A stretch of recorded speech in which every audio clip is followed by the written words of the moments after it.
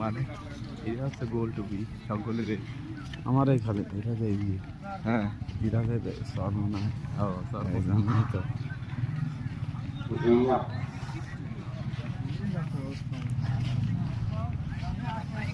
দীক্ষা দেওয়ান কারিমিয়া কওমি মাদ্রাসা কর্তৃক আয়োজিত আজকের এই মাহফিল উপস্থিত মোহতারাম সম্মানিত সভাপতি মহিলাও তো বিশাল করে সাহেব